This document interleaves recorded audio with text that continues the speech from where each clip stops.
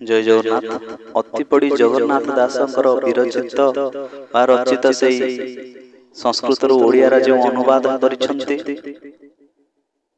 जगन्नाथ दास से भागवत ओडिया को आपण मानक स्वागत करुछि।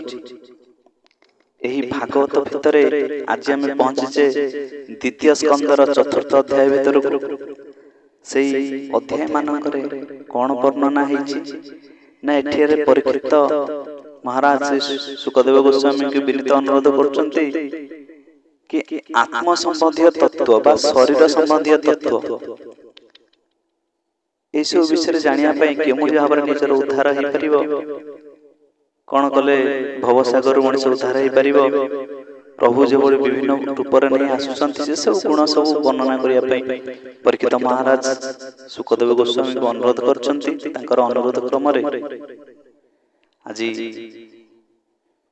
सुखदेव गोस्वामी कहउछंती जहा कहिले सेई कथा को सुखदेव गोस्वामी आमर देवता मानक सम्मुख रे मुनि ऋषि मानक सम्मुख रे ए सब को व्याख्या करछंती। तेणु आसंतु प्रथमे सर्वप्रथमे गुरु गोविंदकर चरण वंदना करी राधाकांतकर चरण कमल को आश्रय करी आमे भागवत भितर पसिबा।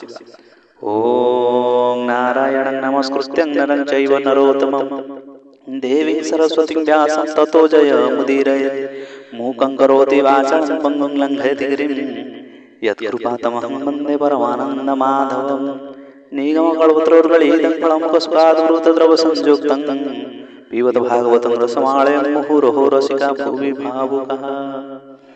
चतुर्थोऽध्याय श्रुतोवाच एमन्ते सुख वाक्य शुणी आत्मार तत्व मने गुणी कृष्ण विषय दृढ़ मन कल्पिला उत्तरानंदन आत्मा कळत्र सुत गृहे पशुद्रवण बंधु स्नेहे राज्य संपद जेते आशा हृदु छाड़िला स्नेह फास तुम्भे जा पचा रिल मते एक था राजा दृढ़ चिते कृष्णंक भाव जानिबारे श्रद्धा बढ़िला निर्विकारे आत्मा कल्याण मने स्मरी देव वचन अनुसारी कृष्ण विषय दृढ़ चित निश्चय करी परीक्षित। रजोवाच हे सुख तुम्हार वचन कृष्ण रजते गुण कर्म जहा शुणते पाप हरे पवित्र बाह्यभ्यंतरे पुणी पचारे तो सचिते भूमुनि कही निश्चिते से हरि आत्मा माया बळे सृष्टि संचिले सयले विष्णुर सरिला संसार अन्य देव को अगोचर से कथा जानी बार पाई भूमुनि पुणी मु पृछई से बहु शक्ति मंत्र हरे जे काले जेबा शक्ति धरे एमंते ब्रह्मा विष्णु हर क्रीडन करे दामोदर विविध रूप ए जगते जेमंते करे क्रीड़ा अर्थे अद्भुत कर्म एताहार के कारी पारी बगोचर के मन्ते प्रकृतिर गुणे सृष्टि संचारे पुणे पुणे सर्व संचारे एक बारे କିୟ ବା ପୃଥକ ବ୍ୟବହାରେ। ଏକ ଅନେକ ରୂପ ଧରେ ଅଶେଷ ଜନ୍ମ କର୍ମ କରେ। ପ୍ରାଣିକ ଆତ୍ମା ରୂପେ ସ୍ଥିତି କି ରୂପେ କି ରୂପେ ପୁରୁଷ ପ୍ରକୃତି। ଏଣୁ ଶ୍ରବଣେ ଇଚ୍ଛା ମୋର କହେ ବ୍ୟାସଙ୍କ କୁମର। ଶବଦ ବ୍ରହ୍ମ ଗୁଣ ସାଧି ତୁମ୍ଭର ପରମ ସମାଧି। ଶିଶୁକ ଉବାଚ ଶୁଣି ସାନନ୍ଦ ବ୍ୟାସ ସୁତ ହରିଚରଣେ ଦେଇଚିତ।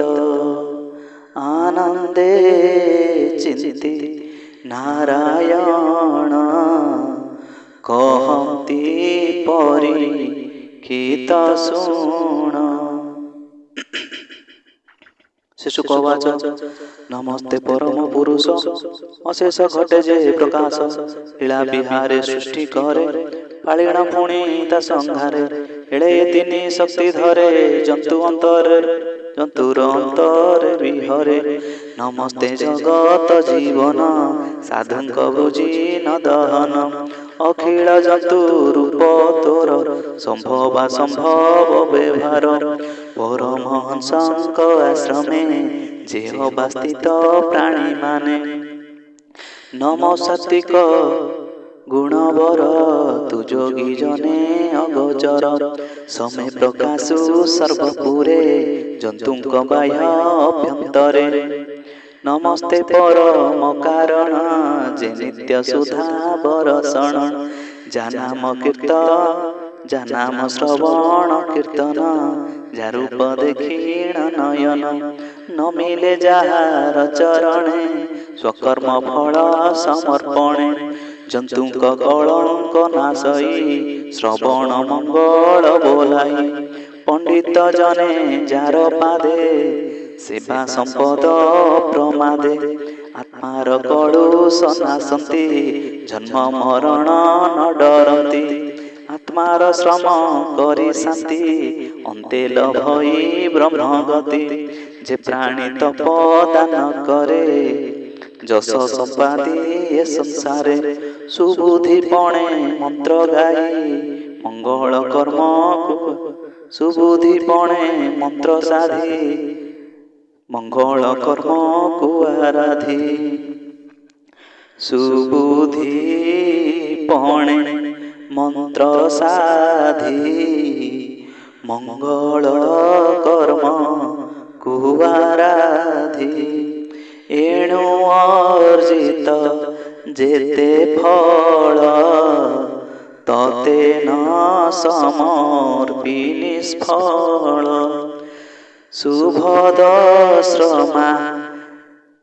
ଶୁଭଦଶ୍ରବା ନାମ ଯାର ଯା ତାହାଙ୍କୁ ମୋର ନମସ୍କାର। କିରାତ ଗଣ ଆଦି ଯେତେ ପୁଲିନ୍ଦ ଚଣ୍ଡାଳ ସମେତେ। ଆଭିର କଙ୍କ ଯେ ବଦନ ଏ ଆଦି ଯେତେ ଅତ୍ୟଜନ। ଦୁଷ୍କର କର୍ମ ଯେ କରନ୍ତି ଯା ପାଦ ଆଶ୍ରିତେ ଡରନ୍ତି। ସେ ହରି ଜଗତ ଜୀବନ ଆତ୍ମଜ୍ଞାନୀର ଆତ୍ମଧନ। ଏ ତିନି ବେଦ ଯାର ଦେହ ଧର୍ମମୟ ଯେ ତପେ ଦେହ। ନିର୍ମଳ ଚିତ୍ତେ ଯୋଗୀ ଜନେ ବ୍ରହ୍ମା ଶଙ୍କର ହନୁମାନେ।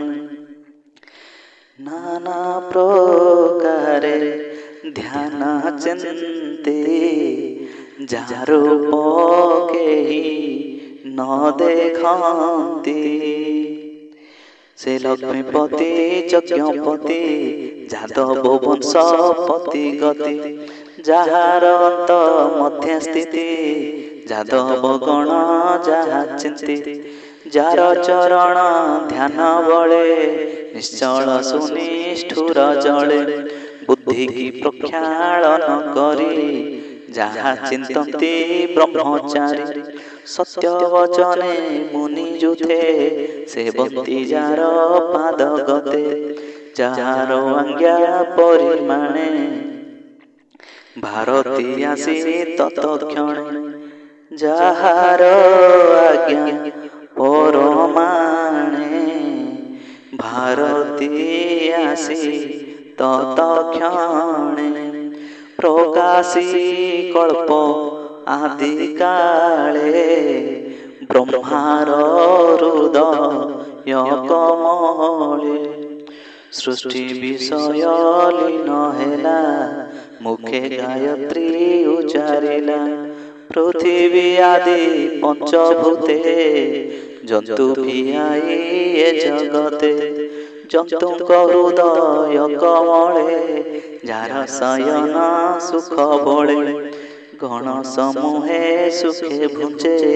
षोड़शी आत्मरूप राजे से हरि बसु मोर हृदे वाक्य आवरी पदे पदे जा पाद पद्म ज्ञान रसे मुनिए पूजंती हरसे जे हरि कथा पूर्व काले नारद ऋषि मुनि मेले ब्रह्मा को पचारिले जेते प्रसंगे कहिबि मु केते ए बाणी शुणी सुख भळे प्राणी निष्ठरे भव जले।